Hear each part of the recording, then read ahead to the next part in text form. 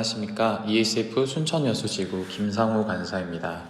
11월 29일 화요일 일용할 양식 말씀은 누가복음 8장 16절에서 25절 말씀입니다. 예수님은 믿음은 말씀을 잘 듣고 들은 것을 행하는 것임을 알려주십니다. 오늘 말씀은 크게 세 가지 부분으로 이루어져 있습니다. 첫 번째, 16절부터 18절은 복음을 들은 자의 자세를 알려주시는 예수님. 두 번째, 19절부터 21절은 참 가족이 누구인지 알려주시는 예수님. 마지막 세 번째, 22절부터 25절은 꾸짖으시는 예수님입니다. 복음을 들은 자의 자세는 어떠할까요? 예수님은 등불을 비유로 말씀하십니다. 등불을 켜는 이유는 들어오는 사람을 위해 킵니다. 등불을 통해 어두웠던 곳이 밝아지면 들어오는 사람은 빛을 통해서 그곳이 어떤 곳인지 정확하게 인지할 수 있게 됩니다. 눈은 빛을 통해 무엇인지 알 수 있게 됩니다. 등불을 통해 집안이 밝아져 확인할 수 있듯이 빛이신 예수님을 통해서 우리는 하나님 나라를 소유할 수 있습니다. 예수님은 가진 사람은 더 받을 것이고 갖지 못한 사람은 가진 줄로 생각하는 것마저 빼앗길 것이라고 말씀하십니다. 가진 사람은 말씀이 선포될 때 말씀을 잘 듣고 받아들여 행하는 사람을 의미합니다. 반대로 갖지 못한 사람은 말씀을 들었지만 대수롭지 않게 여겨 말씀대로 행하지 않는 사람입니다.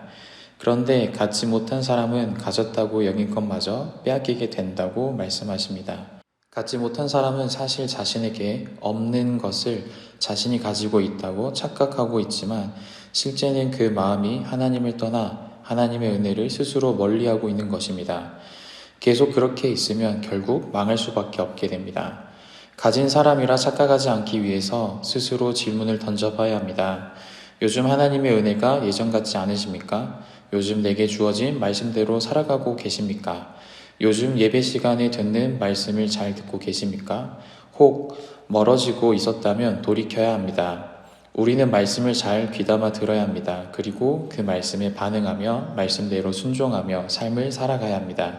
이것이 하나님이 원하시는 가진 사람의 삶이며 복음을 들은 자의 자세입니다. 누가 참 가족일까요? 예수님의 어머니와 동생들이 예수님을 찾아왔을 때 그들은 무리로 인해 예수님께 가까이 갈 수 없었습니다. 예수님의 어머니와 동생들은 예수님이 공생애를 시작하면서 유대 종교 지도자들과 계속 충돌한 것을 알게 되어 자신의 가족을 지키기 위해서 예수님을 설득해 집으로 데려가기 위해 왔습니다. 가족 간의 깊은 애정을 볼 수 있지만 예수님의 사역은 가장 가까운 가족에게도 이해받지 못했습니다.